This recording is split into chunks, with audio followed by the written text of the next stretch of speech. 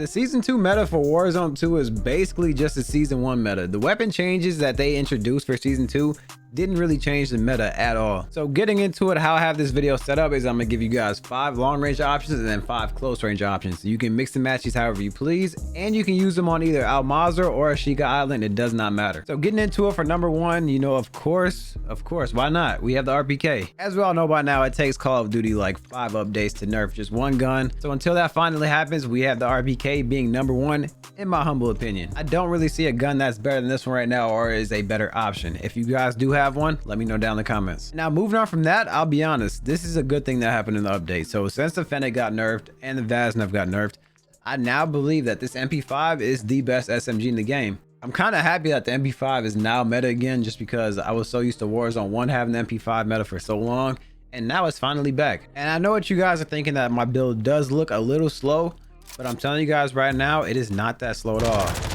See how quick the ADS speed is? And then if you get an SMG that's able to knock down that third target all in the same magazine, like, you literally cannot go wrong with a gun like that, especially in a SMG. Also, if you guys do prefer a silencer on your SMGs, you can use this one on the MP5. Now moving on to set number 2, what we have is the Raal MG. Now this one is still the fastest killing long range option in the game, right? But I only have 2 bad things to say about it. The ADS speed is a little slow, but with my build, I sped it up a lot. And now the second thing that I have no control over is the reload speed. I hate LMGs just because they take like 7 seconds to reload. But if you can get over that, then this gun is a really good option.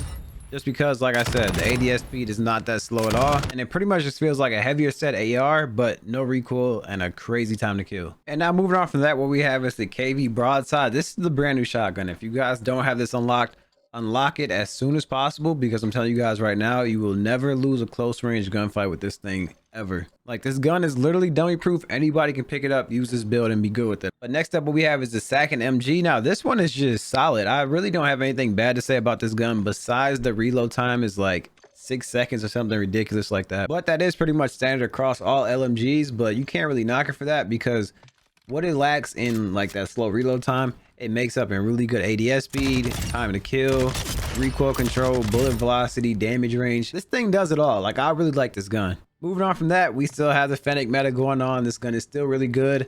Do I think it's better than the MP5? I don't, but it's still really good. If you guys want to continue to use this because you have it leveled up, go ahead. Definitely still a good option to run. And now moving into our next set, what we finally have is the AR that I think is worth it now. Like, I didn't want to keep giving you guys all LMGs, even though they are kind of broken right now. But me personally, man, I like to use ARs because I move around the map a lot. Like, I put a lot of shots downrange. I shoot at a lot of enemies. So being able to reload quickly and move around the map a little bit quickly than having an LMG is just ideal for me. And if you guys are the same way, this is a perfect gun for you to use. No recoil, really good time to kill. Overall, just a solid AR. And now next up for our close range option, what we have is a Vaznev. Now, even though this thing did get nerfed, I made a build to kind of offset the nerf that it received. So what it did was it reduced the amount of like mid to long range damage that it outputs. So to offset that, what we have is a bigger barrel to increase the damage range. And then we go ahead and we pair with the suppressor that gives it even more damage range. So pretty much just making it to where it never got nerfed in the first place. And now moving on to our last set, I'm telling you guys right now, I had to get creative for the last 2 guns just because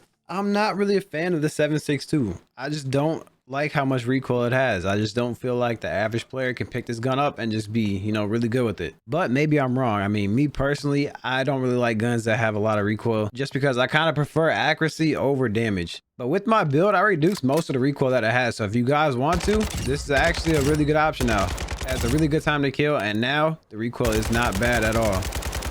And last but not least, we have the MP7. Now this one, it was a toss-up, bro. It could have been either this or the mini Bach, or it would have been the MX9 if it had a bigger magazine. Like, at that point, all of like the mid-tier SMGs are pretty much equal, but I think out of all of the other ones, I think the MP7 is like the next best one. Also, if I remember correctly, this gun did get a buff in the mid-season 1 update, so now it does a little bit more damage. But with my build, you have good ADS speed, good recoil control. Sprint to fire speed is actually decent, and you get 50 rounds in a magazine. So overall, this is a really good option. So there it is, my top 10 guns. If this video helped you in any way, just make sure you guys drop me a like, subscribe if you're new, and if you want to see me put some of these guns to use and drop high kill games, click on this video right here.